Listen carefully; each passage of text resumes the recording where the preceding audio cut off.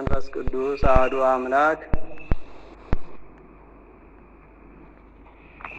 አንድ አምላክ በተባሉ በአብ በወልድ በመንፈስ ቅዱስ ስም አምኜ የምነግራችሁ የቤተ ክርስቲያን ልጆች ወንድሞቼ ስሙ እግዚአብሔር ያክብራችሁ። መላእክትም ጻድቃን ምስጋናው ተናግረው መፈጸም የማይቻላቸው የእመቤታችንን ተአምር ለመስማት አይነ ልቡናችሁን ያብራላችሁ። በረከተ ልመናዋ ከሁላችን ጋር ለዘላለሙ ይኑር። ከተአምር አስቀድሞ ይህ ነበር። ሕዝቡም እዝነ ልቡናቸውን ከፍተው ይስሙ። በዕብራይስጥ ማርያም የምትባል የእመቤታችንን ክብሯን ልዕልናዋንም ምስጋናዋን በልቡናችሁ አሳድሩ አኑሩት። ማርያም ማለት መንግሥተ ሰማያት መርታ የምታገባ ማለት ነው። እመቤታችን ማርያም ዓለም ሳይፈጠር በአምላክ ልቡና ታስባ ትኖር ነበር። ፍጥረት ሁሉ እመቤታችንን ለማመስገን ተፈጠረ። አዳምና ሔዋንም እመቤታችን ከእነሱ ልትወለድ ተፈጠሩ። አዳም እመቤታችን ማርያም ከእሱ አብራክ እንድትከፈል ከሔዋንም ማኅፀን እንድትወለድ አውቆ ሔዋንን ሕይወትን ይችላት ነበር።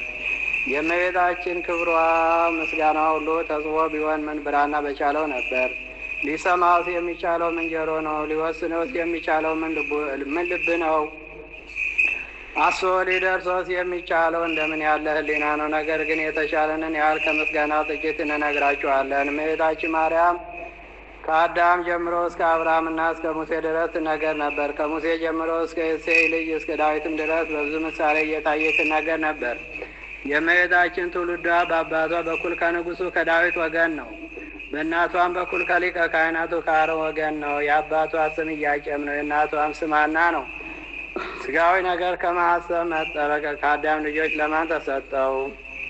ኃጢአትን ከማሰብ መጠበቅ ለመላእክትስ እንኳ አልተቻላቸውም። በቀደመ ወራት ያልተሰጣቸውን ሽተው በድለው ከሰማይ ወደ ምድር ወርደዋል እና እንደ እመቤታችን እንደ ማርያም የሀብት ማረፊያ የሆነ ማን ነው? እንደ እመቤታችን እንደ ማርያም የወልድ ማደሪያ የሆነ ማን ነው? እንደ እመቤታችን እንደ ማርያም የመንፈስ ቅዱስ ቤት የሆነ ማን ነው? ለሰው ኃጢአት ሳይሰራ መኖር ይቻለዋል?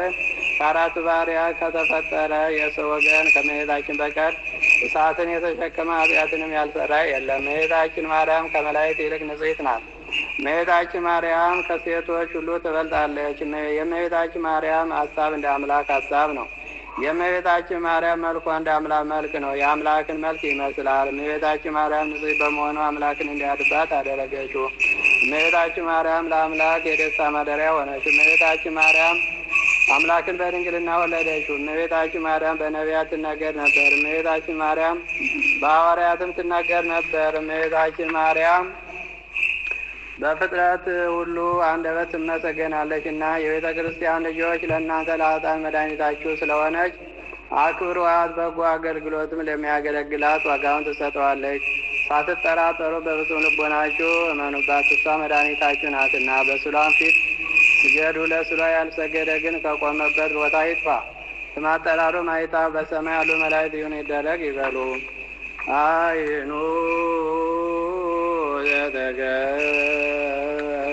የተገብረኮት እምቅድመ ትትወለድ ድንግል እምቤተ ክህነትን መድኃኒተ ዓለም ኮነ ደመ ጽጌ ክርስቶስ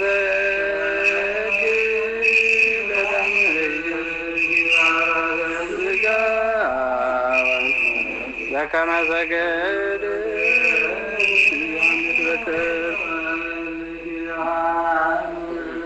ሰግለች ሰግለች ሰግለች ወድሰች እግዚአብሔር ከአንቺ ሰው ነው። ሙሽራ ከጫጉላው እንዲወጣ ከአንቺ የወጣ እመቤተ ማርያም ወይ ደስ ይበልሽ ብሎ ዮሐንስ አፈወርቅ በድርሳኑ እንዳመሰገነች እኔም አመሰግንሻለሁ። የጠፋ በግ አዳምን የፈለገው ባገኘውም ጊዜ የተሸከመው እውነተኛ ቸር ጠባቂያችን ክርስቶስ ከአንቺ የተወለደ እመቤተ ማርያም ወይ ደስ ይበልሽ። እግዚአብሔር በደኅን የጣላት የሔዋን ጽኑ የሚጎዳ ማሰሪያ በአንቺ የተቆረጠላት እመቤተ ማርያም ወይ ደስ ይበልሽ።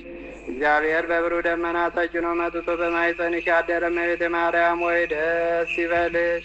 በቅዱሳን ነቢያት በቅዱሳን መላእክት አድሮ የሚኖር ከአንቺ ተወልዶ የተገለጸልን እመቤተ ማርያም ወይ ደስ ይበልሽ። ከአብ ከመንፈስ ቅዱስ ጋር የምንሰግድለት ቃል የሚባል እግዚአብሔር በአንቺ ባሕርይ ከአንቺ ይወለድ ዘንድ የወደደሽ እመቤተ ማርያም ወይ ደስ ይበልሽ። እኔ ለመና ወንጌልን የማስተምርለት የጌታ እናቱ እመቤተ ማርያም ወይ ደስ ይበልሽ። ከወለድሽ በኋላ ማኅተመ ድንግልናሽ እንዳይለወጥ አድርጎ የጠበቀሽን አማኑኤልን የወለድሽው እመቤቴ ማርያም ወይ ደስ ይበልሽ። ማኅተመ ድንግልናሽ ሳይለወጥ ንጉሥ ክርስቶስን የወለድሽ እመቤቴ ማርያም ወይ ደስ ይበልሽ። ማኅተመ ድንግልናሽ ሳይለወጥ ንጉሥ ክርስቶስን የወለድሽ እመቤቴ ማርያም ወይ ሰላምታ ይገባሻል። ልዩ መድኃኒታችን በመውለድሽ እናትን አገልጋይን ተብለሻልና እግዚአብሔር ባሕርይሽን ባሕርይ አድርጎ ባለሟልነትን አግኝተሻልና እመቤቴ ማርያም ወይ ሰላምታ ይገባሻል። እኛ ከምንወደው እሱን ከሚወደን ልጅሽ ኃጢአታችን ያስተሰርይልን ዘንድ ለምኝልን።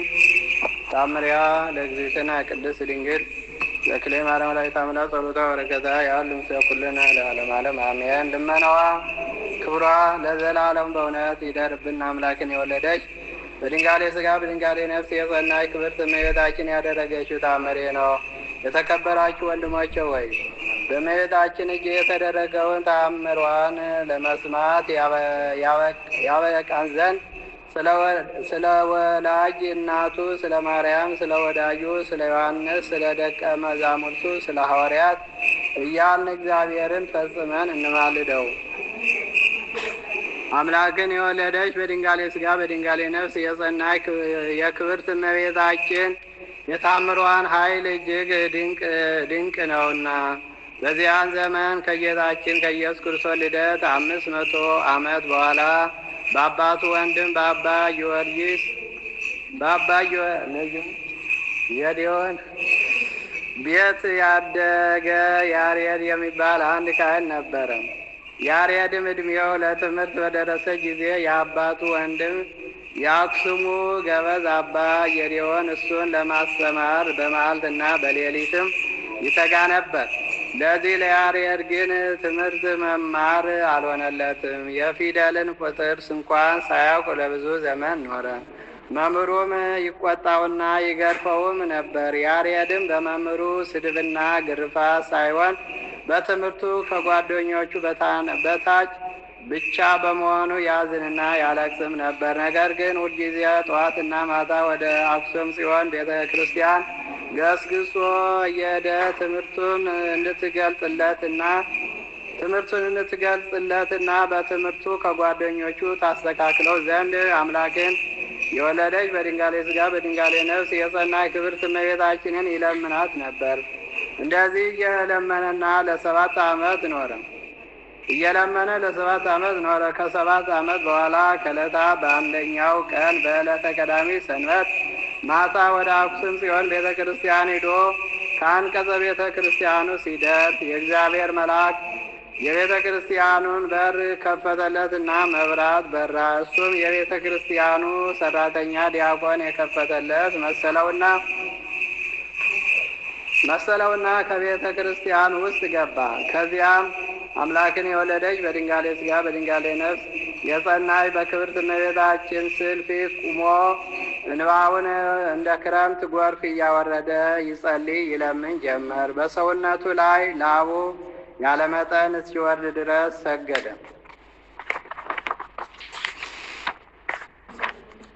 እንዲህም እያለ ለመነ።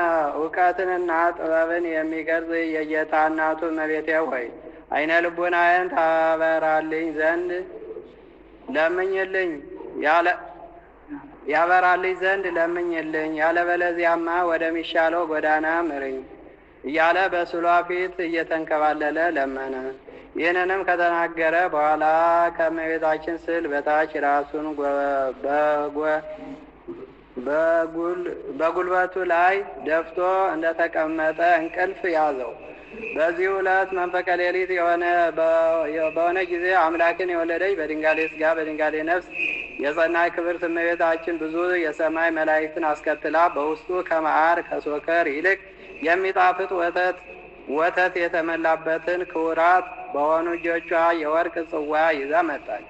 እንደ አንተ የተመረጥክ ወዳጄ የልጄም የኢየሱስ ክርስቶስ ወዳጅ ያሬድ ሆይ የዓለም ሁሉ መድኃኒት ለመሆን በፈቃዱ ከኔ የተወለደ የንጉሴና የፈጣሪዬ የእግዚአብሔር ቸርነት ለ7 ዓመት ሰውነት ስትሻ ኖራለችና እንሆ ይህን ጥበብ የሚያሳስብ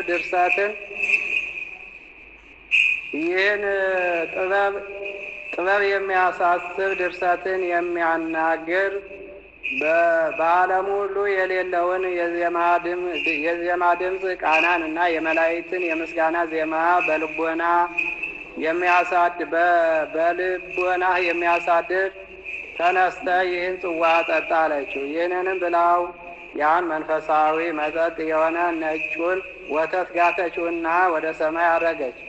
በዚያን ጊዜ በካህኑ ያሬድ ላይ መንፈስ ቅዱስ መላበትና በቤተ መቅደሱ አንጻር ወይም መድረክ ላይ ቁሞ መንፈስ ቅዱስ ባናገረው መጠን በዓለም ላይ ባልታወቀ ጣዕመ ዜማ እግዚአብሔር ከጽዮን አስቀድሞ ሰማይን ፈጠረ። ዳግመኛም በደብተራ ኦሪት ሥርዓቷን ለሙሴ አሳየው ብሎ በዜማ ዘመረ። ዳግመኛም አምላክን ስለወለደች በድንጋሌ ሥጋ በድንጋሌ ነፍስ ስለጸናች ክብርት እመቤታችን ቅድስት ወይ ብጽዕት ነች፣ የተመሰገንች ነችና የተባረክሽ ነች፣ የከበርሽና ከፍ ከፍም ያልሽ ነች በማለት እስከ መጨረሻው ድረስ በዜማ ደረሰ።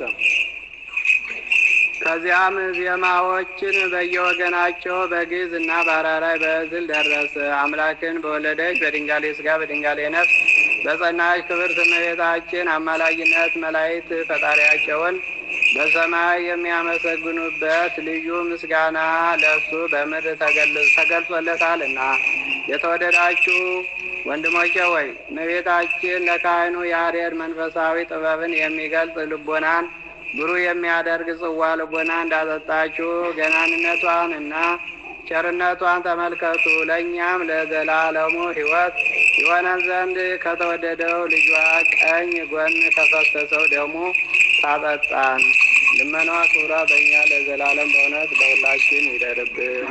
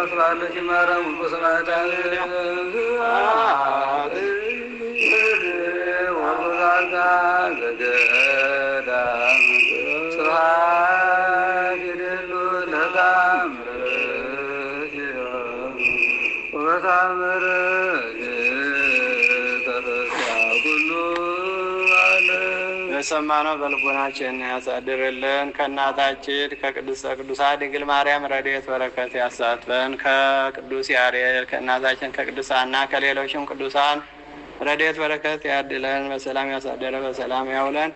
አቡነ ዘበሰማያት